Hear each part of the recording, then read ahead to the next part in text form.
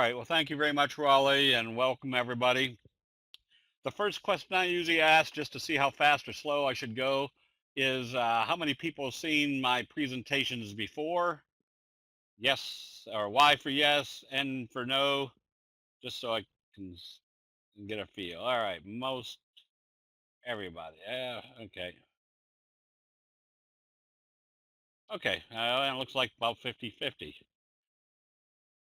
All right. Well, what I'm going to do that'll give me an idea how fast or slow to go. I started candlestick analysis about 40 years ago by accident. I was a stockbroker. Got out of the business because I realized that the brokerage firms had no more idea what made prices go up or down than anybody else. Their strategy was find good quality companies that have good earnings growth and put your money in it and sit long term. Um, and they couldn't even do that very well. Couldn't time the market, so I got out of the business.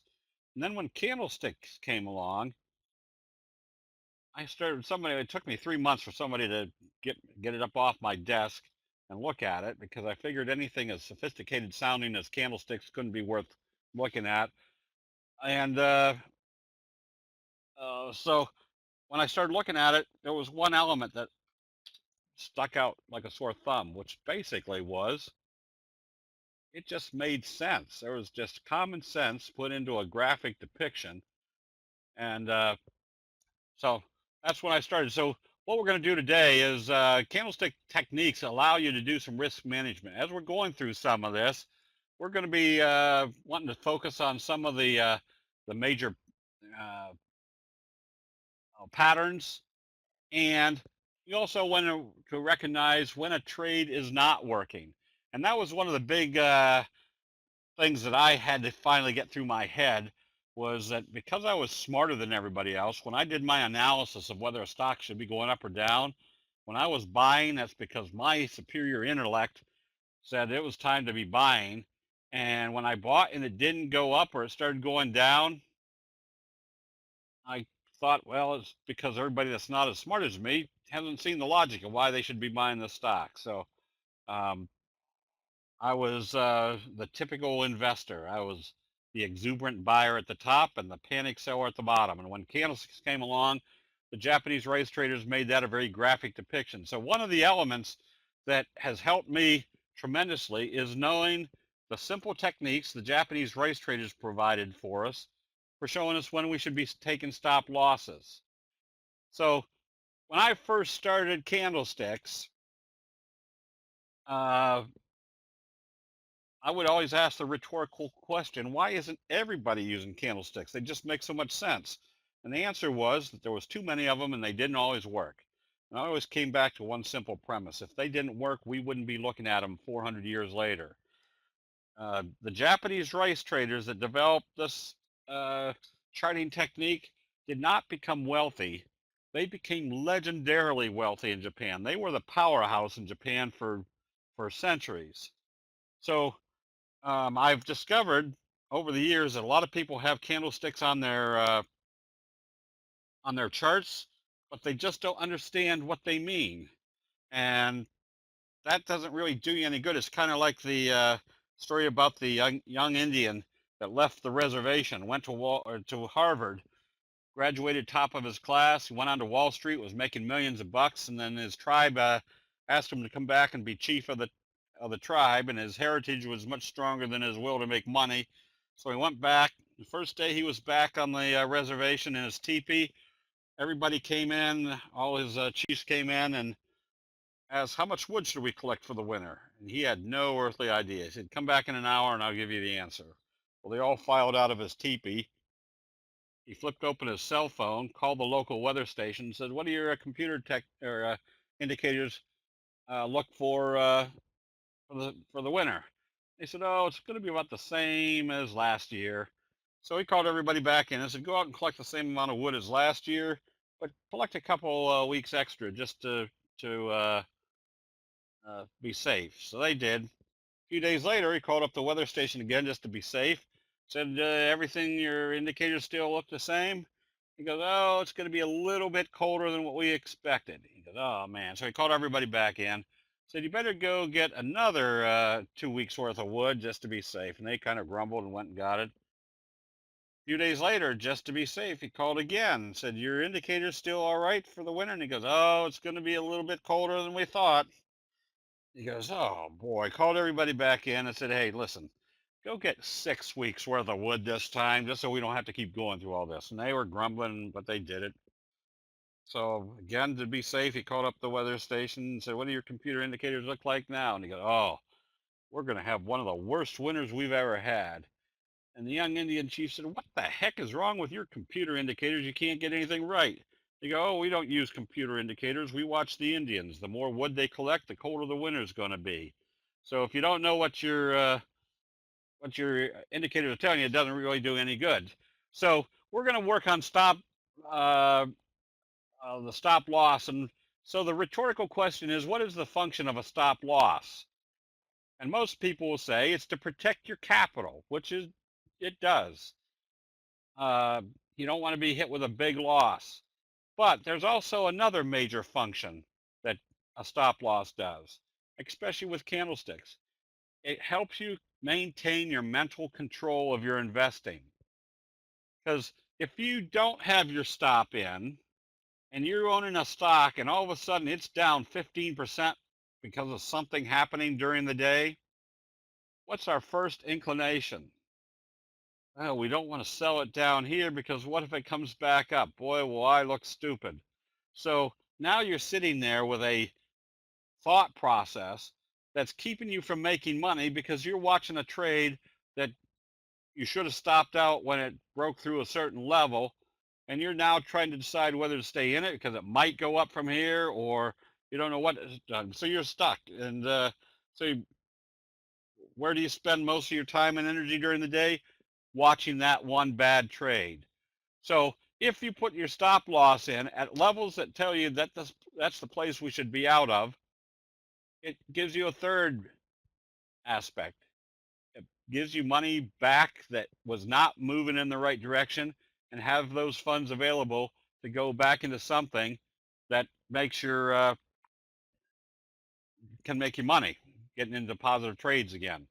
So this is the fundamental basis of cutting your losses short and letting your profits run, which every major money manager will tell you to do. The only problem is in the 40 years I've been investing, I've never heard a single one of them tell you how you cut your losses short and let your profits run. Candlestick signals have very simple common sense elements that allow you to do that. So using candlestick signals, again, I went from being the worst investor in the world to knowing that the charts are probably going to put me with an extremely high probability of being in the right trade at the right time. But I still had one major mental faux pas to get over.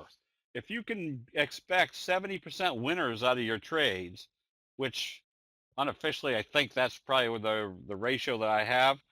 Now that may mean I'm positive 0.3%, or I might be positive 300%, but I'm usually going to be in the right direction at the right time. But what else can you expect? You can expect 30% of your trades to be losers. And that was the mental process that I had to get through to become a successful trader. That instead of every trade that I put on, that I mentally put it on and that was going to go in the right direction, I now can logically say 30% of my trades are going to be losers. So I've got to watch to see when that trade's not working so I can move out of it. And if I can do something where my entry and exit strategies improve my trading to where I'm only at 28.2% losers, which is compounding my winners, or 27.9 or 29.1, whatever I can do to increase my improbabilities is basically because of the visual aspects of candlesticks allow me to improve my entry strategies so that I'm in the right trade at the right time without getting into bad trades. So essentially it boils down to that if I know I've got a positive bullish signal, like a morning star signal off the 50-day moving average, and I'm buying here, the Japanese rice traders have a very simple rule. You shouldn't be closing back below the T line. Now, I guess I need to take a step back here. This may not be the best chart, but on our charts, we've got a big there's a big thick red line. That's the 200-day moving average, simple moving average. This blue line is the 50-day simple moving average, and this gray line is the 20-day simple moving average. Those moving averages are on our charts because every major money manager around the world uses those moving averages to make their decisions about what they're going to do with their portfolio. The advantage we have with candlestick signals is we can see exactly what their investment decisions are at those levels. So if I'm in here and I'm buying, this is the line that I use. This is the 8 exponential moving average. This is what we call the T line, a very simple process. If you see a candlestick buy signal and a close above the T line, you stay long until you see a candlestick sell signal and a close back below the T line. The caveat to that is the further away you move from the T line, the higher the probability it's going to come back and test it. So if you're way up here in the overbought condition, and my stochastics is what I use for overbought and oversold, their setting is 1233, and that's nothing set in stone. That's just works out pretty well through the years that I can see buy signals when the stochastics are in the oversold area, and I see sell signals in the overbought area. I'm a swing trader, mostly on stocks, which means my trade time frame is usually anywhere from 2 to 10 trading days. Oh, still having problems with sound. Any subtitles? No, just me just slowly babbling along, Philip. Sorry. Um, so very simple techniques. If this closes back below the T line, that tells me I don't want to be in this trade. I don't know why the sound would be in and out. It's usually each person's server that problem is coming from. Yeah, you might have to log out and log back in to get a better connection. So again, the benefits of candlesticks, the visual aspects of candlesticks is not only entry and exit strategies, but logical stop loss levels. And usually that is that if you just have seen a buy signal, if they can close it back below the halfway point of that buy signal, the Japanese rice traders say the bears are still in control. You want to be back out of that trade. So even if I see a strong Morningstar signal and I'm buying the next day, what do I expect from my buy signal? Extremely high probabilities we're going in this direction. If they close it more than halfway down the candle that told me the bulls were in control, very simply, the bears are back in control. In this case, they closed more than halfway down this candle, and they closed back below the T line. That tells me I want to be back out of that trade, take my money, and go on to something else. So each time you're setting up a trade, very logically, you're asking yourself, or you should be asking yourself, why am I buying? Because there's a signal that's telling me that I've got expectations of that price moving up based upon high probabilities. And that's the reason we're looking at candlestick signals and patterns today, is because they've worked so well over the last 400 years that we have expectations with high probabilities that that's the price that's going to move. On top of that, we know what to expect if they confirm the next day. We're looking for that confirmation of a price move. So if I'm seeing a buy signal after a big series of dojis, and remember our dojis represent a lot of indecision, now we're seeing a doji hammer, stochastics in the oversold area, bouncing off the 50 and closing back up above the T line. What is our expectations? We're expecting prices to go higher. If we buy the next day, and then the next day they close back below the T line and the halfway point of that candle that told us that the bulls are in control, simple to assume that the bears are still in control. We want to be back out of that trade. If we see another buy signal, we can be buying based upon we're expecting prices to go higher. So if we see buy signals, we're expecting prices to go higher. We shouldn't be closing back below the T line. If so, we close right out. Because if they start closing back below the T line, what's that telling us? That we don't have a price moving up. We're still in the same trajectory as what the previous trend was. And there's a very simple rule of the doji. Doji again is where they open and close at the same level, telling you there's indecision between the bulls and the bears. Very simple rule of the doji is they're going to move it in the direction of how they open it after a doji. So we have a doji up here, and then they gap it down and start trading back below the T line. What can we visually analyze? Very simply, but they weren't going up through this resistance level. We want to be back out of that trade. Let's see what else we got here, because this is what we expect. Once we see a candlestick sell signal and a close below the T line, there's probably going to be more downside. So we're out of that trade quickly. So that's the nice thing about candlesticks is we have expectations. And when those expectations, if this is our expectation on a kind of a breakout, and they gap it down here, everybody, or I say everybody, I used to sit around and say, oh man, maybe they'll take it back up again and let me out. Well, you have to use simple logic here. If we're expecting prices to move in this direction and they gap it down, that's not what should be happening if this is in a bullish trend. Get out of the trade and move on to something else. The 3T line, which is the little green line, is works more effectively when you start moving away from the T line too fast. And then it also confirms when the prices aren't, when you see the 3T come down through the T line and you've had a trade below that level, that's further confirmation that you want to be out of that trade. So that's a whole nother session is the 3T line. So if I'm short because it started trading below the T line, if we know what our simple rules are of the candlesticks, is notice what they did the next day. They gapped it up and started taking it the other direction, which is our kicker signal. We want to be out of that trade. If we're in a downtrend, they shouldn't be gapping it up above the previous day's open and go in the opposite direction. That's not what would be showing that there's a bearish pressure going on. So if we know what the signals tell us, we know where our stop should be.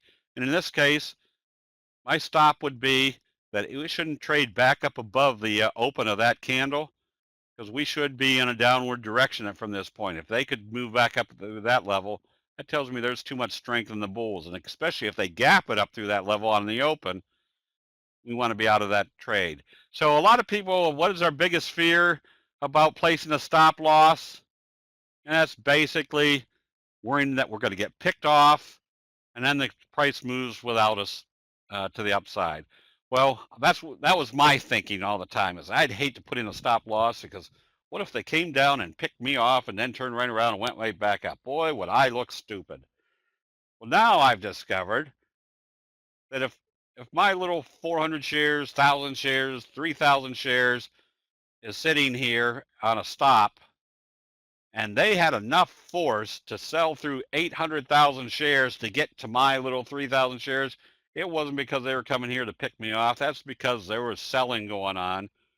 And so I have no qualms anymore about putting a stop someplace that says it shouldn't trade below this level or this level.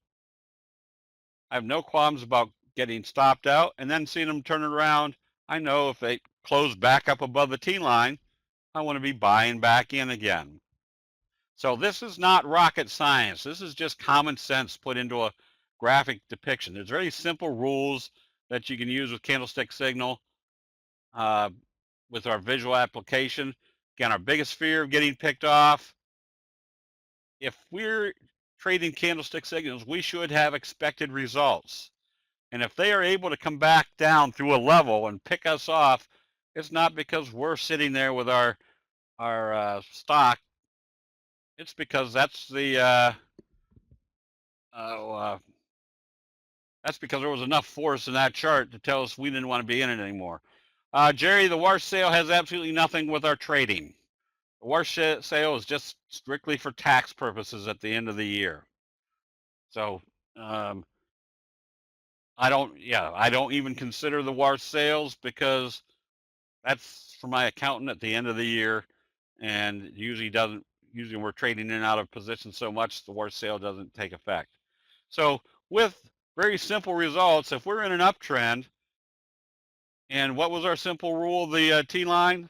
The further away you move from the T line, the higher the probability they're going to come back and test it. So where is our stop? Well, if they gap it down this far down into that candle, we immediately have our stop at the previous day's open. Because if they've got enough force to come back down through the previous day's open, that means they're going back down to test the T line. Now, some people say, well, should we see if it bounces? Why take the risk? Close it out. If it bounces up off the T line on a new signal or pattern, you can always buy back in. What we don't want to be doing is, like I used to, is holding the stock all the way down and finally saying, man, I can't stand the pain, and I'm usually selling out at the bottom. So if I get stopped out of a position, I don't mind buying back. But the nice thing about candlestick analysis is, notice what our trend is telling us. They aren't closing back below the T line. Until we start seeing our sell signal, there's our left-right combo or bearish engulfing. I've got my stop at the previous day's low of this doji, because what's our rule of a doji?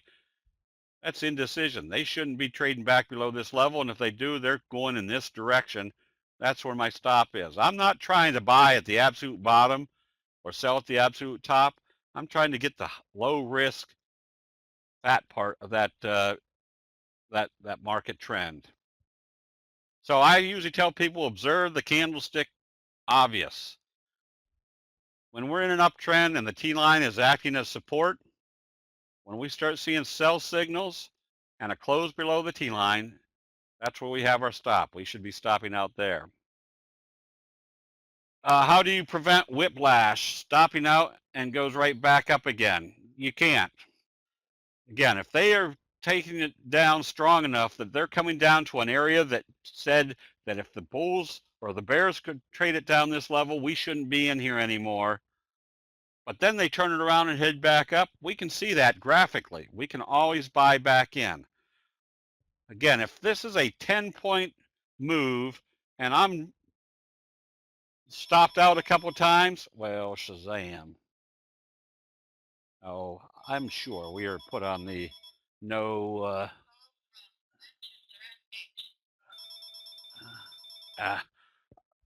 If I get if this is a 10-point move and I only get 8 points, but I know that every time I'm in there, I'm in the right direction, that's fine with me. I'm not trying to buy at the absolute bottom and sell at the absolute top. I'm trying to get the majority of that move.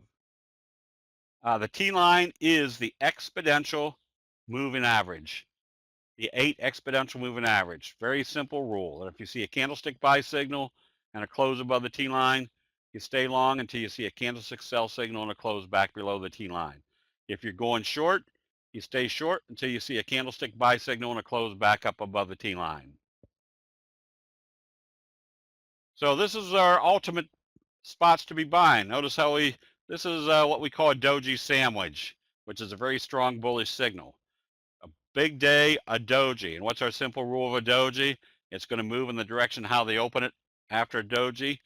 So if this is starting to trade positive, we know this day is going to be the same magnitude as the other big day before the doji, making the doji kind of a sandwich in between there. But we also know what our expected result is with a high degree of probability, that there's going to be more upside. What we don't want to see, if that's our pattern and that's our expectations, is for them to close at more than halfway point of the candle that told us the bulls were now in control and back below the T line. That's now telling us there's a different trajectory. We're not in our pattern anymore. We close out the position because that tells us the price isn't moving up. So if we see this type of pattern and we're getting ready to buy, we don't want to see it close back below the T line. If we see a bullish pattern, and here's our T line, we at least know what we should expect from here is at least that far away from the T line is going to come back up and test it. So what we don't want to see is them coming right back down and closing below the halfway point of a candle that told us the bulls were in control, and you're back below the T line. If I see hammer signals and dojis, there's my expectation. Stochastics in the oversold area. Very simple concept for the Japanese race traders. If you see a candlestick buy signal confirmed in the oversold area, more than likely you're in an uptrend. So if my buy signals are these with stochastics in the oversold area, I definitely don't want to see them coming right back and closing back below the T line. So if I bought here, anticipating they were taking this up, and they close back down here, back still below the T line and doing another sell signal, a bearish engulfing signal, and back below the candle that told me the bulls are in control, the bears are still in control, you close it right back out. And that's, again, comes into the aspect that you're buying based on the probabilities that you're in an uptrend, and you're getting right back out when those probabilities disappear. Here's our inverted hammer. The inverted hammer is one of the 12 major signals. And as an unofficial analysis, if you see an inverted hammer in the oversold condition and they open up positive the next day, there's probably about a 95% probability or greater that you're going to be in an uptrend. Your uptrend may only be up to the T line, or it may be back up to the 50, but you're going to be in an uptrend. So the corollary to that is that if this is opening positive, it should be going in this direction. If it has, the bears have enough strength to knock it back down through the candle that told us the bulls are supposed to be in control, you close it out immediately. You put your stop right here at the previous day's low and get right back out, because it should be moving in this direction. Anytime I see buy signals and it opens positive, if it closes back below those potential buy signals being confirmed, that tells me the bears are still in control. Close out that trade. It's a bad trade. So I'm showing you the bad trades. Again, these are the bad trades that have the low percentage. The other percentage is that with candlesticks, you're moving in the right direction. So every time I put on a position, first of all, I'm analyzing it based upon what should the trend be doing. Why did we analyze where we should be going in the first place? And what should it be done when it alters that trend? And that's basically telling us if we think we should be buying right here because the buy signal and the uptrend starting, we shouldn't see it come back and close below the T line. That would tell us that there's another pattern, that we're in a downward trend channel. If we see a gap up, a doji gap up, that's called your best friend, because that usually indicates a very strong price move, not only a upward trend, but a very strong price move. So we know that once, again, we see a buy signal to close above the T line, it shouldn't close back below the T line. Anytime we see something heading up above the T line and it closes back below the T line, we close out the position. We also can use this for protecting profits, that you put your stop losses in, because that also helps keep our mental process clear. That's the most important part. If we see an uptrend and we've got good profits, where do we not want to see our sell signals where it's trading? Well, notice we had started seeing indecision up here and a doji. My first stop is if they open it lower. Remember, the truism of a candlestick signal is that if you see a doji, they're going to move it in the direction how they open it the next day. So if they open it lower, that tells me if this doesn't open lower and immediately start trading higher, I got to watch out for selling. So I put my stop at the doji's low of the previous day, because logic says if they open it lower, they're moving in that direction. And if they can trade back below the low of the previous day's candle, that means they're definitely going in that direction. Where are they probably moving to? Back to the T line. Are they going to hold there? Have no idea. Why take the risk? The probability of, say, if you see a doji in the overbought condition and they start trading it lower, close out the position, or put a stop that tells you you shouldn't be in that position anymore. What are the 3 lines, types, and settings? The other moving averages, again, here's the 50, which is simple. This is the gray line is the 20, which is simple. And there should be the 200 on here, which is the big red line. They're all simple moving averages. And those moving averages are what all the major money managers around the world use to make decisions about their portfolio. The advantage we have with candlesticks is we can see exactly what their decisions are at those important technical levels. Somebody was asking me the other day, how many days does it take for your trends to confirm that you're now in an uptrend? And the answer to that is 0, because we've already got the signal.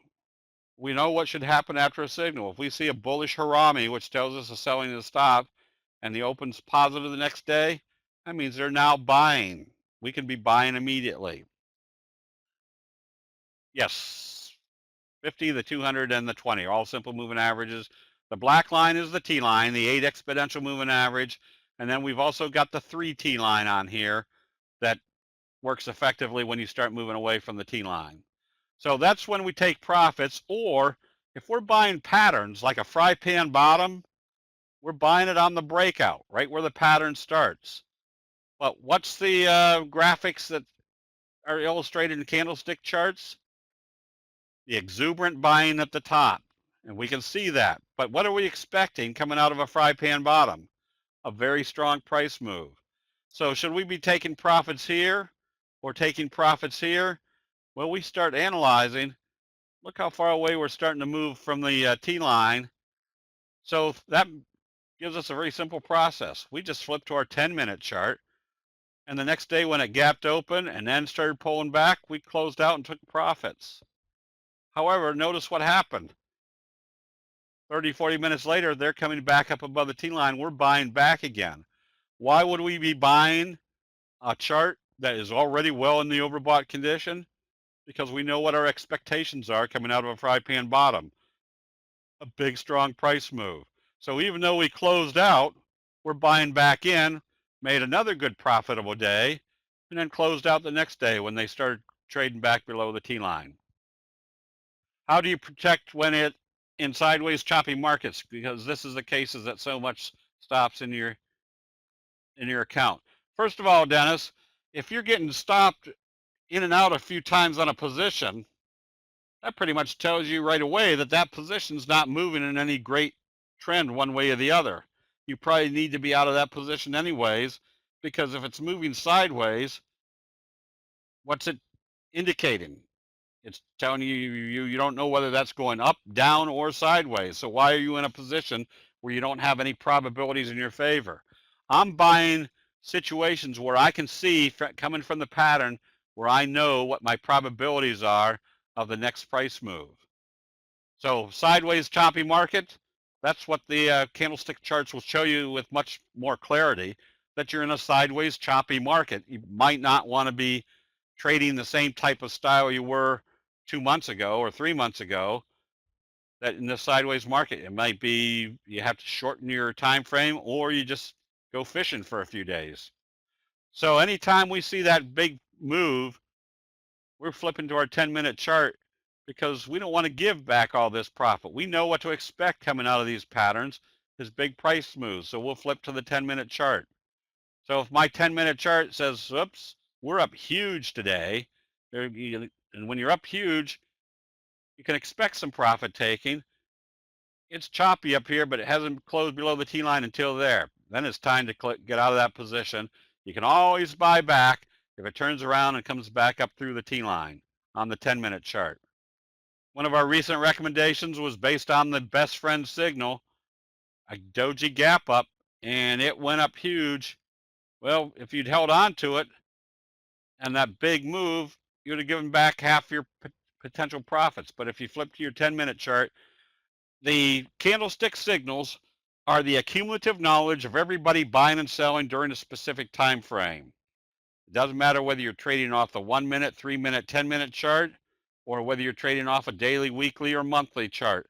It's still the accumulative knowledge. So this 10-minute chart looks exactly like a daily chart, looks exactly like a monthly chart, looks exactly like a 1 minute chart. They're all the same. And I use the 10-minute chart when I'm trading commodities as a bellwether. But if I've got a stock that is way out of whack, where it's way up above the T line, which I know the further away you move from the T line, the higher the probability it will eventually come back and test it or wait for it to catch up. I'm taking my profits as it's coming down through the T line on a bearish doji sandwich. And notice your 3 T line is telling you also there's probably going to be some profit taking going on. So instead of selling down here, we're taking our profits up here. Things like Apple, even today, it looked like it broke out through this wedge formation to the upside with a positive open. There was the inverted hammer. So if you were buying today, what's our simple rule? Well, if this was the candle that told us that an inverted hammer, they were starting to buy, and they were able to close more than halfway down the body and the T line, that pretty much tells me the bulls aren't there. You want to be back out of this trade. The T line is the 3T line is the 3 exponential moving average. So the nice thing about candlestick analysis is you don't have to worry about formulas. You don't have to worry about price percentages. I've heard so many people say, well, my advisor said you shouldn't stay in a stock if you're down 3%, 5%, 7, 8, 10, 12%. The thing about the price movements is the markets don't give a hoot where you bought. The only thing that we should be looking at is, are the bulls in control of that trend or the bears in control of that trend? So there's going to be some positions that get me out with a 0.3% loss because the chart moved back in a direction that told me we shouldn't be in that direction. Other times it might be a 13% move. But that's the probabilities of it going the wrong way. Remember, every time I put on a trade, I know that probably 2 out of every 3 trades is going to move positive. The ones that don't work, I immediately close out and move on to another one where my probabilities are 70% in my favor of making money. And the big basis of all this is that common sense visual analysis of where prices should not move. And that's, again, the great benefit of candlestick graphics. It uses the most consistent indicator in the world, and that's human emotions. Human emotions are the same time after time after time, decade after decade, century after century, minute after minute. It's all, prices do not move based upon fundamentals. Prices move based upon the perception of fundamentals, and that's what the candlesticks do for us. So I will be glad to take questions. And before I do, I guess we've got a little special here. Let's see, Raleigh, do you have the link for everybody? Or I guess I could have done it. Can I do this? Yep, there it is. We have a website. Our website is candlestickforum.com. This will work on Forex. This will work on stocks, bonds, currencies, commodities, tulip bulbs, anything that has fear and greed in it. The only problem with Forex is you got a continuation trading all the time. So you might have to revert to an hourly chart or a 30-minute chart, and you won't have gaps because of the continuous trading. So our website, we've got a chat room for people to learn candlesticks. There's usually about 200 people in there. We've got some very good traders that that come in and they show what scans they've done, and they usually find very good chart patterns. And it kind of helps the expediting of the learning process. I've also got an options trading chat room so that terminology isn't getting mixed in with the main room. And I put out 2 or 3 stock picks every day, not so that people have stock picks, but so people can learn why those charts are telling you it's a good buy or not a good buy. The old theory of if you just tell people what to do, they don't understand why they're in it, they're not going to learn anything. And that's kind of like the story of the cop standing on the street corner, and he sees this drunk weaving down the street in his car. He blows his whistle, pulls the guy over. As he walks up to the window, he sees there's a penguin sitting in the back seat. And he goes, "What the heck you doing with a penguin in your back seat?" And the drunk said, "Oh, I found him out on the street. I don't know what to do with him." And the cop said, "Well, take him to the zoo." The drunk said, "Oh, that's a good idea. I didn't think of that." Well, the next day, the cop's standing on the street corner, and here comes this drunk weaving down the street, blows his whistle, pulls the guy over again. As he walks up to the car, there's that penguin sitting in the back seat. He goes, "I thought I told you to take the penguin to the zoo." Drunk said, "I did. He liked it so much. Today we're going to a baseball game." So if you don't understand why you're doing something, sometimes it really doesn't sink in.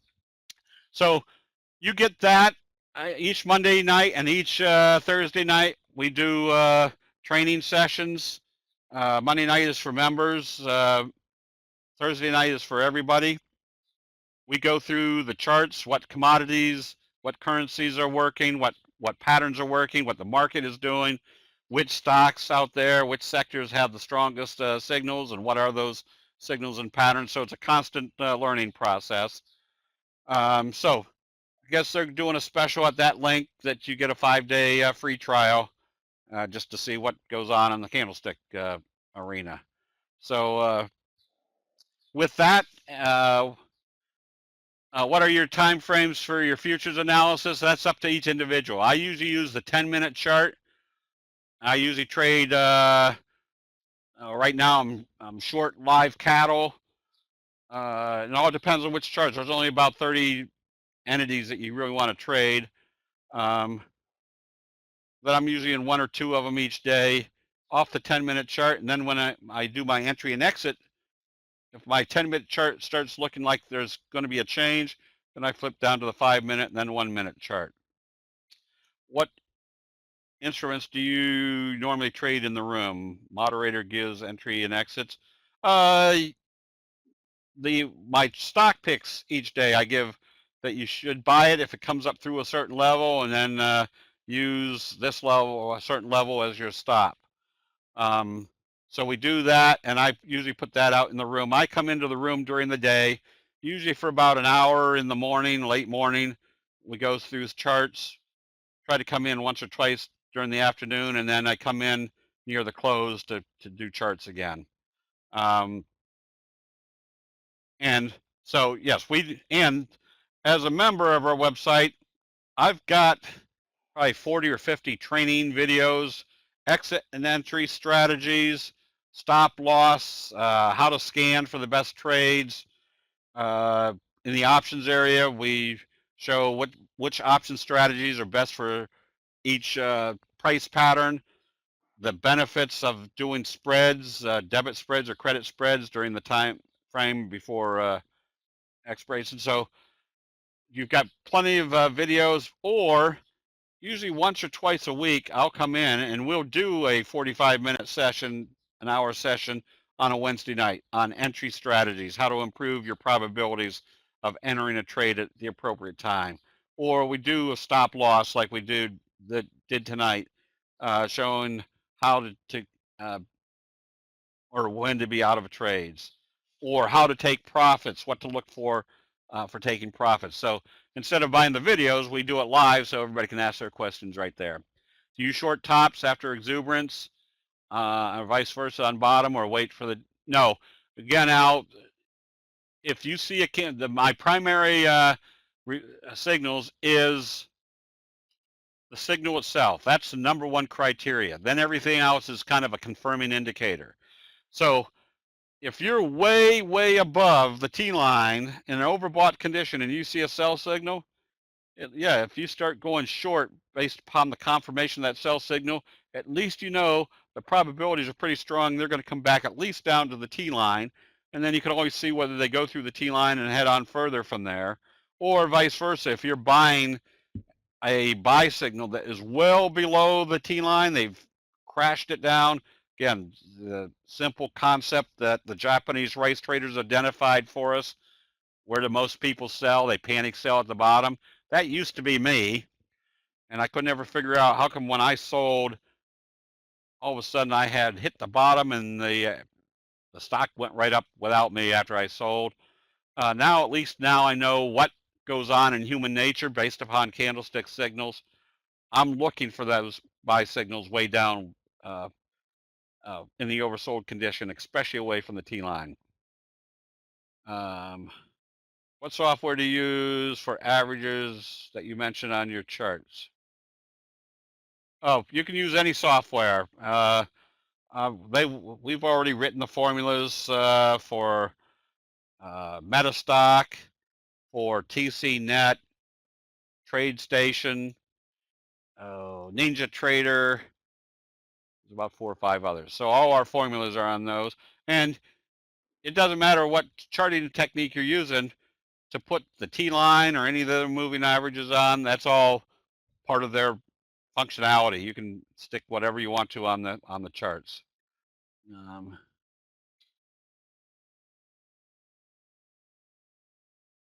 Let's see. I've seen this symbol with a parentheses 1 over the top of it. Have you seen it before? No, I don't. Sorry, I can't help you there. What do you think of Trade Navigator? It doesn't matter. They're all decently good. They're getting better. It's just whatever you're comfortable with. And that's not a question for me. That's one of the questions that if you're in the chat room, you can ask everybody and get their opinions of whether that's whatever trade execution system is worthwhile or not. And you'll get opinions of plenty of people that have already used them. Do you pay much attention to volume or PEs? No. We're not buying volume and we're not buying PEs. We're buying price.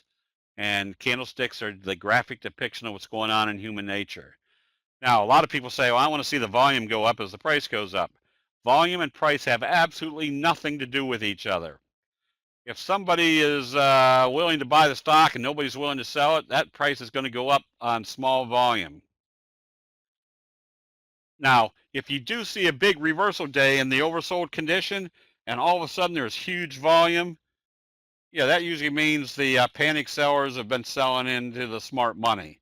Or a big spike up at the top with big volume, that means the exuberant have jumped in. And you always have to ask yourself, if everybody's buying up here, who the heck is selling? And I've discovered through the years that the candlestick charts will show you that the smart money was selling at those levels. Do you use any other indicator when you consider entering a trade, like ADX? No, I use mostly stochastics because it's a very simple concept. The Japanese rice trader just simply said if you see a candlestick buy signal in the oversold condition, the probabilities are extremely high that you see a candlestick buy signal in the oversold condition. The probabilities are extremely high that you've seen a reversal. Do you trade E-mini for day trade? I used to years ago when I was SOS trading back in 1999, 2000, 2001. And so I made good money at it, but somebody said, well, why aren't you still trading them? Because I'd sit there and trade and I'd still try to be squeaking out $200-300 in the final 15 minutes of the day on just a little bit of money that I was trading. And my big portfolios were sitting there just floundering around with no attention. And at the end of the day, I felt like a wet dish rag. It's much more comfortable for me to swing trade. That way I can goof around during the day.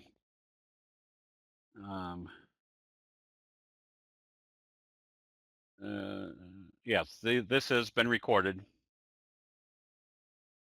The principles work on anything, Ryan.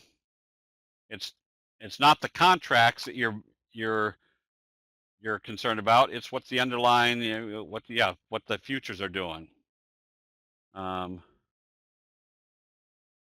Ellie, yes, again, I was the worst investor in the world, and I always thought I was smarter than everybody else. And it didn't sink into my head until after using candlesticks that even the best trading, whatever your trading system is, if you've got the best trading system in the world, you still have to figure out what to do about the bad trades because there are always going to be bad trades. And successful investing includes seeing when a trade's not working, closing it out, and move on to the next one without the emotional hangups that most of us have about taking a loss.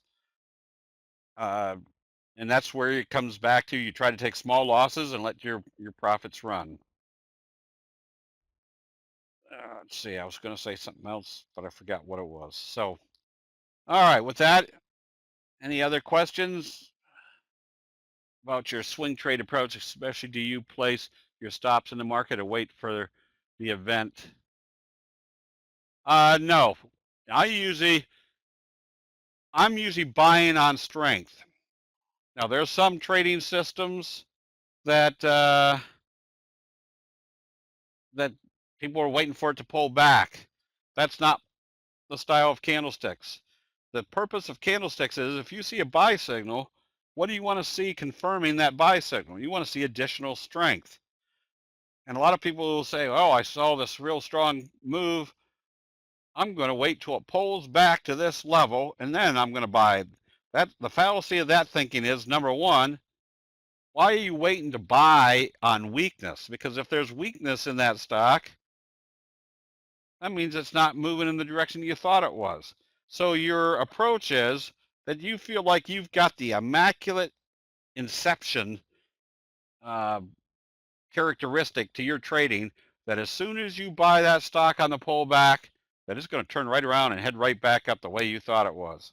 I'd rather be buying on a candlestick buy signal being confirmed, which already tells me that price is supposed to be moving in that direction. Oh, the link, yeah, the link's being put in the room here. So just click on that. The room, our trading room is usually open all the time. Usually about 45 minutes before the market opens, you'll see 150, 200 people in there throwing ideas back and forth. May not work till trial begins on 29th. Let's see. All right. What about your stop loss placed in market or wait for the close? Depends on how far away you are from the T line. If I'm trading right up on the T line and it keeps bouncing up and down through the T line, yeah, I'll wait for the close, because that's the important elements of a candlestick chart or a candlestick signal, is the open and the close. Now, there's other times where if I've moved too far away from the T line, I'm using the signal as my primary indicator, with the idea that if I see a sell signal with a price way above the T line, then I'm going to close on the confirmed sell signal with the anticipation it's going to come back down to the T line. Oh, usually it's $97 a month. And again, that includes the chat rooms every day. Twice a week, we do the training sessions. The Monday night session for members, open to everybody on Thursday night. And usually at least once a week, you're going to get a training session on stop losses, entry and exit strategies, with signals and patterns. I mean, we do everything.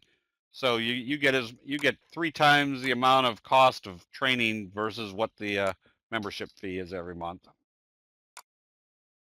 Let's see.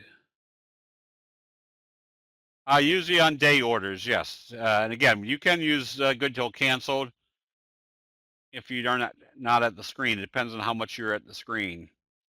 You need to stay put by your chart most of the time. No.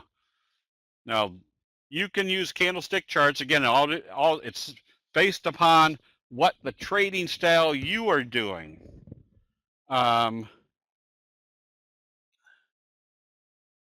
Day traders or scalpers may use a 1 minute, 5 minute, 10-minute chart combination. If you're a swing trader where you're only putting in trades and you're moving trades around once every couple of days, you're probably using the maybe the hourly chart, the daily chart, and the weekly chart.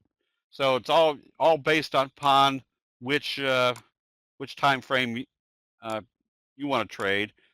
I swing trade because I don't want to sit here all day long and watch the screens, even though I'm usually here most of the time. But if I want to go out for a few hours, I don't have to worry about what's happening in between time because I'm trading off the daily charts.